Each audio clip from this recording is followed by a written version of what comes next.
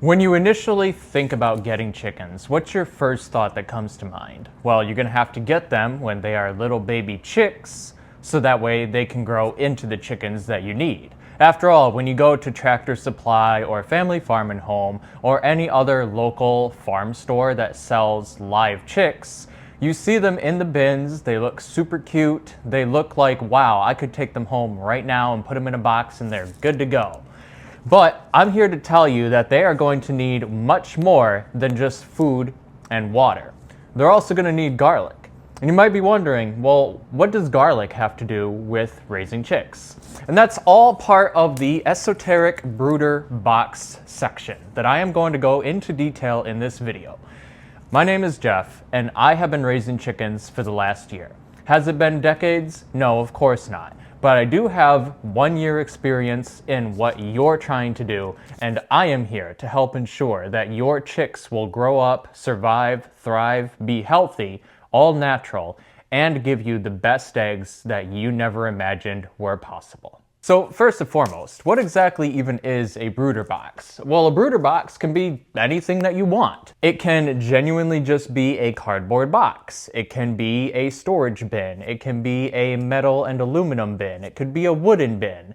It can be anything that you want as long as it is a box. So then, all right, you think, all I need is a box, food, and water, and bedding for the poop. But I'm here to tell you that just these 4 things are not going to be the only requirements. Well, they could be the only requirements if you wanted to be lazy, but chances are if you want to be lazy about raising chicks, not all of your chicks are going to survive to adulthood. That's just the reality. If you really want to guarantee and maximize your chances of your chicks surviving into adulthood, the first thing you need to consider is deep bedding. So what exactly do I mean when I say deep bedding? Well, you can't just have a bedding layer that's maybe an inch thick, okay? Because what chicks will do is they will dig into the bedding and then they're gonna start scratching at the cardboard. And the cardboard or the bin or wood or whatever you have as the base of your brooder box is gonna be very irritating and rough, and if it's wood or metal or something, they could even get splinters into their feet, and then you're gonna have splintered feet on your chicks, and that's gonna cause infection, and you know how it might go from there. So what we wanna ideally do is we want to have a deep layer of bedding, something that they can't easily dig through without burying themselves on top of the bedding. And what you wanna do is you wanna have at least 4 inches of bedding. You want a lot of bedding. Not only does this make it so that way they can't dig down into the bottom of the barrel, but it also makes it so that way they have a lot of digging that they can do. Chicks and chickens, for that matter, love digging. They love foraging. And having a deep layer of at least 4 inches of bedding is going to encourage that activity that they naturally want to do. And it also makes it so that way when you move your chicks outside at 6 weeks old, you will have free compost and free shavings to do as you please. Maybe you can put the shavings around any fruit trees that you have. You can use the shavings as bedding for your garden. There's a lot of different things that you can use the shavings for if you just use your imagination. So now that I've covered the point about deep bedding, at least 4-inch thick bedding, let me go to my next point about the food and the water. So the food and the water need to be elevated above the bed shavings. Because again, chicks like to dig, and when they dig, they're gonna throw all of the bedding everywhere. And it's gonna get in the water, it's gonna get in the food, and when they drink the water, they're gonna be drinking poopy water. So you need to make sure that you have something that lifts the food and water above the baseline level of the bedding. Elevating the food and water at least an inch above where the bedding is going to make it so much easier to keep those clean. And it is extremely important that you keep the food and water clean, because you wouldn't want to drink poopy water, and your chicks don't want to drink poopy water either. So that brings me on to my next point then. We've established that we need deep bedding. We've established that we need to keep the food and water above the base bedding level. What's the next step? Okay, so that's where the garlic comes into play. The garlic, as well as apple cider vinegar and honey. The holy trinity for health and fitness. even in your chicks. And the reason for that is because these 3 ingredients are going to make it so that way your chicks will have an insane immune system boost. They'll get plenty of antioxidants from the honey.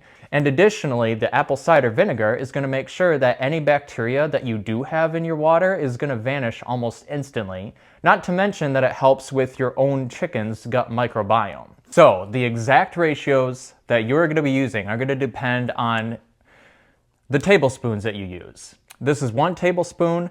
This is an 1/8 tablespoon. We're not going to be focusing on those. We're going to be focusing on the 1/4 tablespoon and the 1/2 tablespoon.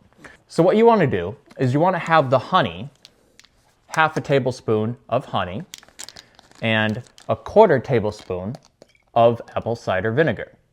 And these all need to be per gallon of water. And as for the garlic, you'll want to cut away 6 cloves of garlic. You can mash them, you can cut them, you can dice them, you can do whatever you want to ensure that they get garlic.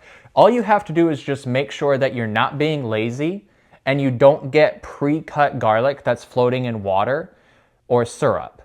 And the reason for that is because that garlic is super old, it's already watery, and quite frankly, that garlic is meant to be used for cooking, not for direct consumption. That is why you absolutely need to make sure that you get a clove or a bulb of garlic and cut away 6 individual cloves from it, and then dice it up and then put it in the water straight after. If possible, you should also try and get filtered water inside of your water container for the first week. And the reason for this is because our tap water, at least here in America, is quite contaminated. It has fluoride in it, it has leftover birth control that's been flushed down toilets around the world in it. Where I live, we have a high amount of lead in our water, so we also have to filter out lead, among other contaminants that chickens just generally don't need inside of their systems when they're already stressed and learning to even live. So filtered water, bottled water, whatever you want to use to fill up the first week is ideal. Ideally, you just have a water filtration system in general, and then you can use that to fill up your chicken's water, and then you don't have to go out of your way to buy filtered water for your chicks. And then that brings me on to the food. So if I've already given you enough reason to trust me with the garlic and the honey, what else can I tell you about the food that you should be giving your chicks? Well, ideally, you want to be giving your chicks non-GMO chick starter feed, something that's at least 17% protein. Now, the reason for this is because chicks are obviously super small, they don't have the strongest beaks in the world, they can't be out in the wild pecking for bugs and hunting like adult chickens would normally be. So it's important that you get a non-GMO feed that just has like wheat, fish flour, you know, stuff that you don't need a medical degree to understand the ingredients list on.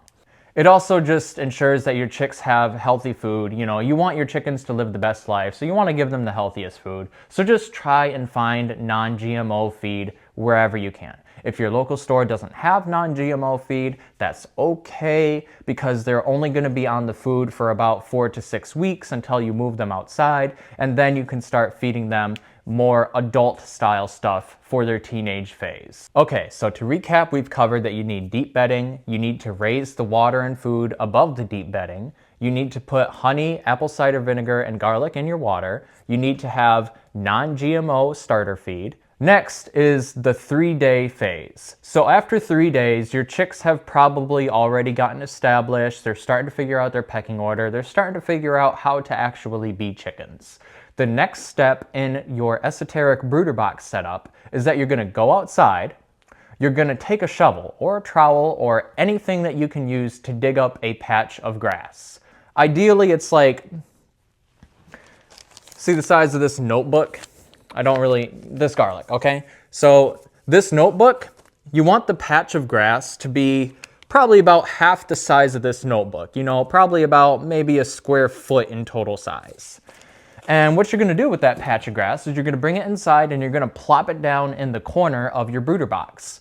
And this does several different things. It encourages the chicks to start learning how to forage. It encourages them playing with each other. It helps encourage them to explore more of their box and not to be afraid of foreign objects coming in, because there is another step after this.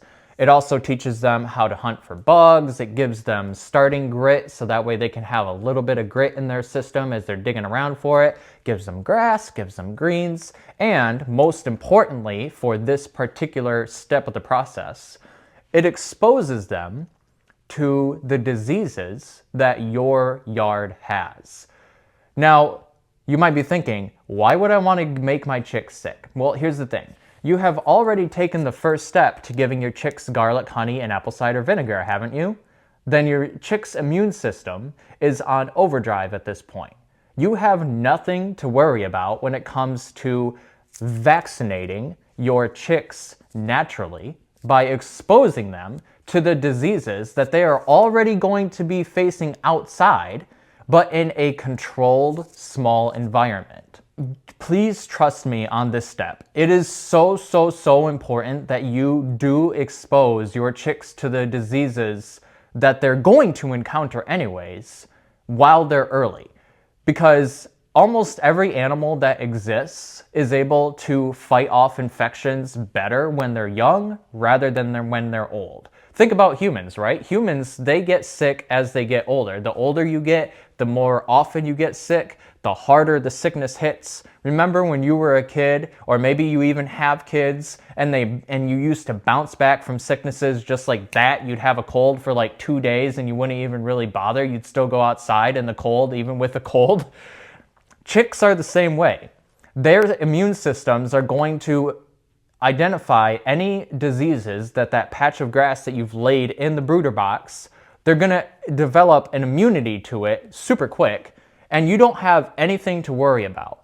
Maybe the next day, make sure that you check on the chicks, see if anything's going wrong, see if any of them are actually developing an illness to it. But in my experiment with my chicks that I had in my brooder box last year, I never had any chicks get sick from the patch of grass that I put in there, and they all ended up fine. And I haven't had any of my chickens to this day get sick with anything because of what I did in my brooder box when I first got my first batch of chicks.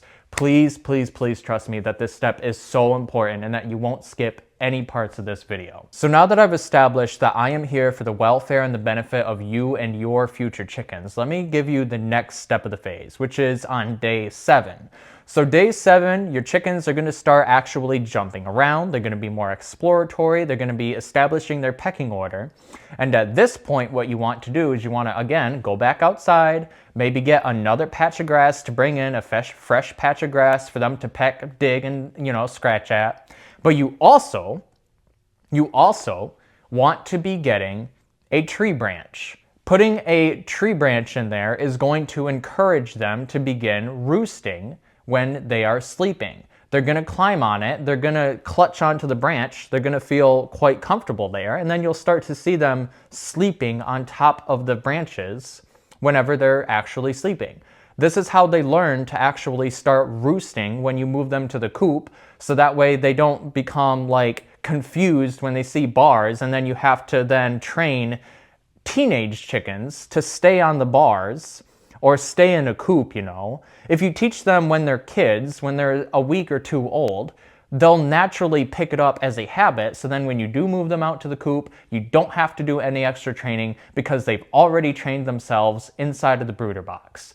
So on day 7, you get a branch, you put it in the brooder box, and they play with it, they forage with it, and additionally, they might pick up different diseases that their immune system, which you have boosted because of the esoteric water that you've made, they can learn to fight that disease, and then they just become even stronger against anything that they might encounter outside. So what are some additional things that you can do to help encourage your chicks to be as healthy as possible?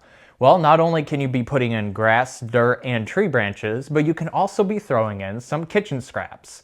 Do you ever cut lettuce and then you cut off the very end of the lettuce, the little ball that you don't use? Throw that into your brooder box. Do you have any leftover kale that you didn't eat after dinner? Throw that into your brooder box. Any kitchen scraps that you are not going to eat, your chicks will happily eat. It'll help them, again, boost their immune systems, it'll give them a varied diet, and it'll just help encourage more diverse eating other than just food, so that way when they do go outside, they'll be able to know, hey, if it's green, I'm gonna peck at it, maybe I can eat it, maybe I won't, who knows. So then with all of this in mind, let's finally recap what exactly the esoteric brooder box entails. 4 inches of deep bedding to start, with an additional layer of bedding every week. You're gonna elevate the food and the water at least an inch above the bedding layer. Something else that you're gonna need that I totally forgot because it slipped my mind for some reason. Heat lamp.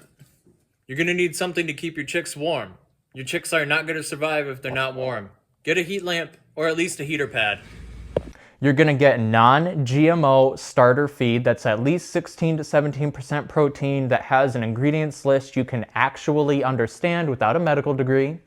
You're gonna give them filtered water, and you're gonna put in 1/2 tablespoon honey, a 1/4 tablespoon apple cider vinegar, and 6 cloves of garlic in 1 gallon of water. Then at 3 days, you're gonna put in a grass block that's at least 1 square foot, so that way you can put it in the corner of the brooder box, so that way your chicks can pick up grass, bugs, grit, and expose themselves to any diseases that your yard may carry. And then finally, on the 7th day, you're gonna put in a tree branch to encourage pecking order hierarchies, roosting behavior, and encourage more playtime for them on each other. If you follow all of these rules step by step, and you don't skip around, and you don't do the things that you feel are unnecessary, or you don't skip out on any of the things that I have mentioned in this video, I can nearly guarantee that all of your chicks are going to grow up not only healthy, but they're going to grow up naturally immune to diseases. They're going to grow up faster. They're going to get to the egg laying stage faster. You're basically going to be making super chickens if you follow all of these steps in order, you don't skip around, you don't get lazy, and you ensure that you give your chickens the best care possible, because then they're going to give you the best eggs possible in return for all of your hard work.